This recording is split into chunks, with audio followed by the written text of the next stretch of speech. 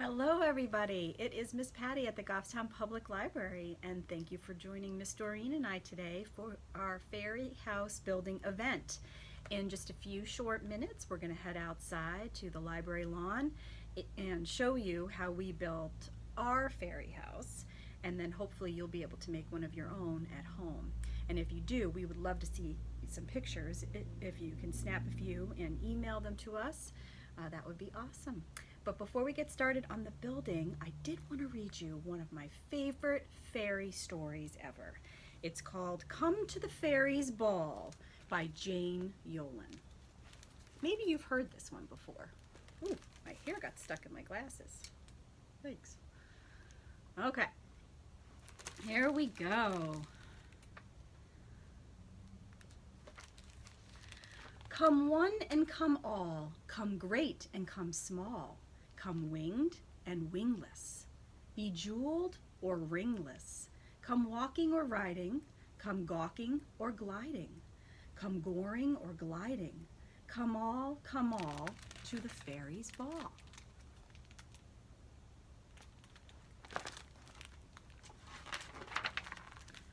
Invitations delivered in hovel and hall, in barnyard and arbor, in treetop and stall. They all read the same.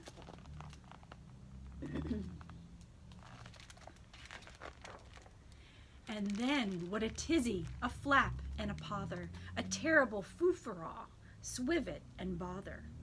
A twitter and dither, oh my, what a rumble, a fret and a fuss, and a fidget and grumble. Where are my boots, and where is my crown? And please tell me, where is my spider web gown? Where is my top hat, and where is my lace?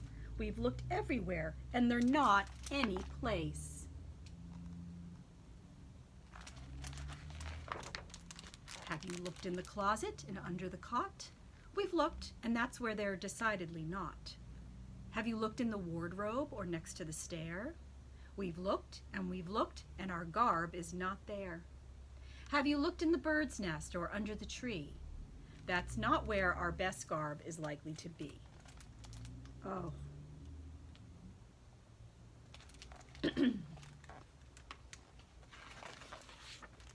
But there was one fairy whose dress was too torn from hanging a year on a prickly rose thorn. Oh dear. Then dressed in their finest, in cape, crown, and shawl, the others all went to the fairies' own ball. We're not going to be late. They rode off in wagons, on turtles, on hares. They were packed piggybacked into butterfly chairs. Do you see the butterflies?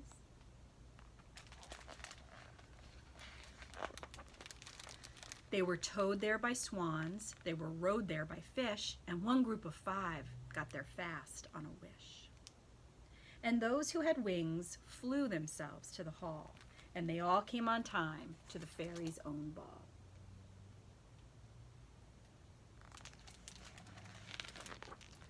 Except that one fairy, bereft and forlorn, whose raggedy dress hung high on a thorn. She settled herself on a toadstool and wept, while round and about her the busy ants crept. Do not weep, little fairy, but do as we do. Work makes matters better. You'll see this is true. Thank you, ants, she says.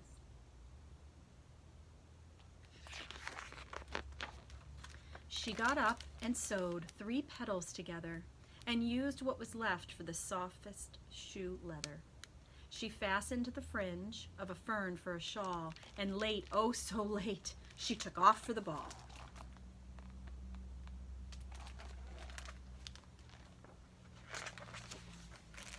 At the hall, what a clamor, a hue and a cry, what a fairy folk glamour beset ear and eye. There were fiddlers and fifers and pipers and all who were greeting the guests at the fairies' own ball.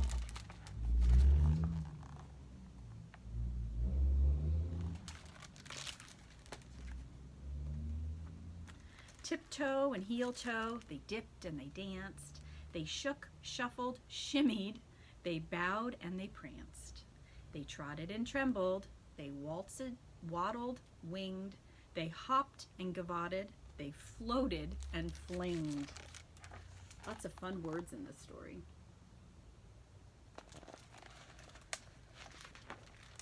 And this page doesn't have any words, it's just a view of the ball.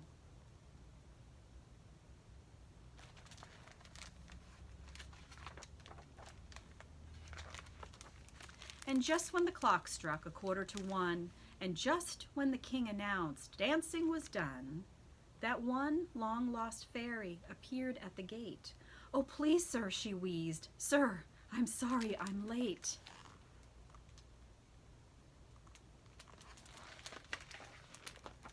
"You're late," roared the king, and the dinner plates shook. "You're late," cried the queen, and she gave her the look.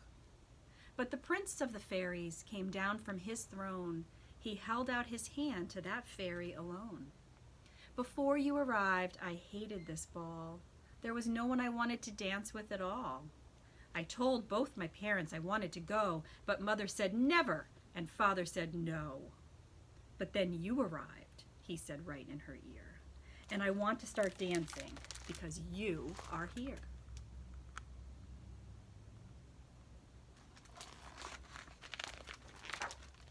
In the year that soon followed, the two of them wed, and the letter sent out to the fairies all read. "Come one and come all, come great and come small, come winged and come wingless, be jeweled or ringless. Come walking or riding, come gawking or gliding, come soaring or sliding, come all to our own wedding ball." And that is the end of the story, Come to the Fairies Ball by Jane Yolen. And now, my friends, it is time for the secret code for our event. The secret code in all uppercase letters is Tinkerbell, another famous fairy that most of us probably know, right? And if you're wondering what the secret code is for, that might be because you're not currently using our online Read Squared program for the summer 2020 experience. If you're not using Read Squared and you would like to know more about it, please reach out to me via email or call the library. But if you are using the Read Squared app, you know exactly what to do with that secret code, and you will earn 20 points for watching our video today. So now I'm going to turn it over to Miss Doreen, and actually I'll be out there myself. We're going to step outside and we're going to build a fairy house. Come on out with us. Hey everybody, it's Miss Patti and Miss Doreen, and we are here to tell you all about our fairy house that we're going to be building. Have you ever built a fairy house outside? It is a lot of work, but it's a lot of fun. We are out here on this beautiful day, and right on the library lawn, and we really took our time, didn't we? Finding just the perfect place. So we wanted to use a tree, and in a minute we'll show you a close-up of the tree that we picked. We did consider a tree on the front lawn of the library, but we felt it was a little too close to the road, and we're afraid that the noise from the cars and such might scare the fairies away, and we didn't want that to be the case. So we picked this lovely tree here. Safe spot. Yep, very safe and secluded. And the other fun thing is that we have this awesome story walk on the library lawn all summer. Perhaps you've had a chance to stop by and stroll the lawn and read the story that we have inserted in separate little signage around. If you do a loop, you can read a whole picture book about fireflies. So we thought maybe the fairies would like to read that story before they go to bed at night. So it's really the perfect place. Perfect. Yeah. So we're going to get started. What we did was we went out and we collected a ton of natural materials. What do we have here, Miss Doreen? Oh my goodness, we have some sticks of all different sizes and thicknesses. Yeah. We have some acorns. We have some pine cones. Nice. Rocks, big rocks, a little chunkier. Mm-hmm. And then we have some smaller rocks. Like little tiny pebbles, like gravel almost. Oh, and we also, these big rocks. You could actually use these as like maybe a table or a seat for them to sit on. They're really small and smooth. Yes, these are going to be cool. And we definitely have a lot of, we have more pine cones in here. So, and just some flowers that we had around. So I think I think we can make a pretty great house. All right, are you ready to do it? Let's go. All right. All right, hey guys, we have our base here for our fairy house. Some people can do fairy houses however they want. They can do a teepee style, they can do stones, they can do like I did and do 4 sticks as a base. And for what I tried to do is add sticks that have almost like a little arm coming out of it, because I want to try to make a square house. So by putting these in, I actually had to use a hammer, and I hammered them in because I wanted a solid foundation. You did a good job on that, Miss Doreen. Ah, thanks.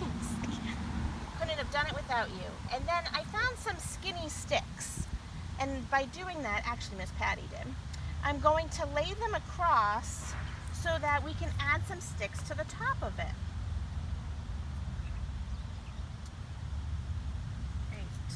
One more. So you're kind of creating that frame, like scaffolding. Yes. Good word, Patti.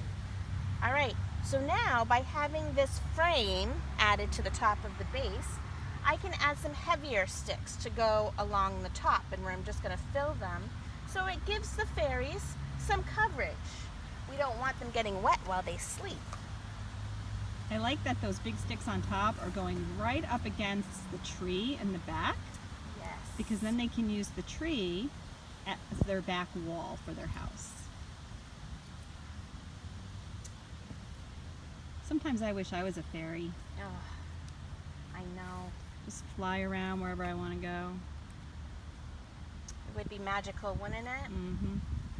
All right, so now that we have a good structure here where they'll be protected, what about these sides here? Yeah, what about those sides? We should probably fill that in. So I didn't show you this before, and I apologize for that, but I have some Spanish moss here.